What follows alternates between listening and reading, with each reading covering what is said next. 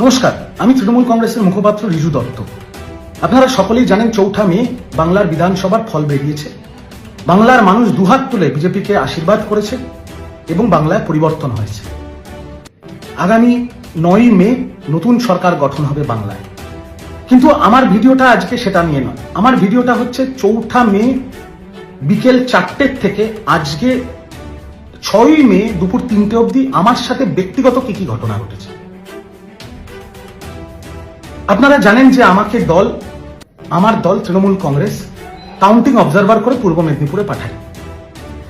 এবার যখন সারা বাংলা জুড়েই যে গেরুয়া সুনামি আমরা দেখেছি, সেখানে পূর্ব মেদিনীপুরও তো তার বাইরে ছিল না। পূর্ব মেদিনীপুরে যখন তৃণমূল পিছিয়ে ব্যাকফুটে এবং বিজেপি হৈ হৈ করে জিতছে, তখন শেষ মুহূর্তে আমি পূর্ব মেদিনীপুর থেকে বেরিয়ে আসি এবং বাড়ি ফিরে আসি। যখন বাড়ি ফিরছি, যখন আমি আমার গলিতে ঢুকছি, তখন স্বাভাবিকভাবে বিজেপির যে কর্মীরা, যে সমর্থকরা, যারা এতদিন ধরে অত্যাচারিত, যারা লাঞ্ছিত, যারা বঞ্চিত, তাদের খুশির বহিঃপ্রকাশ হবেই। তারা ফ্ল্যাগ নিয়ে জয় শ্রীরামের স্লোগান দিচ্ছে, গান বাজাচ্ছে, আবির খেলছে, খুব স্বাভাবিক। সেই মুহূর্তে আমার গাড়িটা তাদের ওই বিজয় উৎসবের সামনে গিয়ে পড়ে। আমার ড্রাইভার মুসলিম, আমি গাড়িতে সামনের সিটে বসে। আপনাদের বলতে চাই, আমি এটা না বললে, মানে এই কথাগুলো, বিগত 1.5-2 দিনের কথাগুলো না বললে পাপ হবে।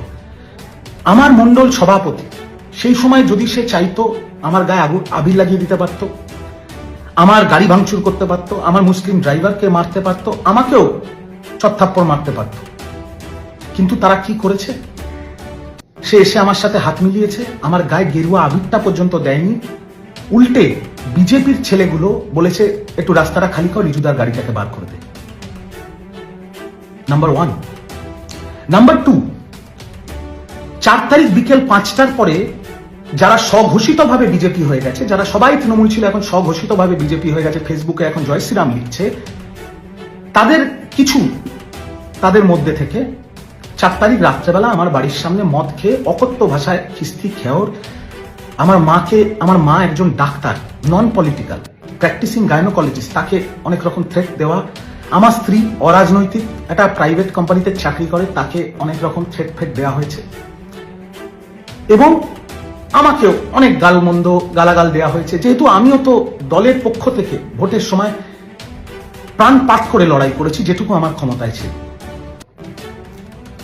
এবং তারপরে আমি আমার পরিবারের সুরক্ষার জন্য, আমার সার্ভাইভালের জন্য, দলের মুখপাত্র হওয়ার সুবাদে বিজেপির অনেকের সাথে আমার ভালো সম্পর্ক ছিল।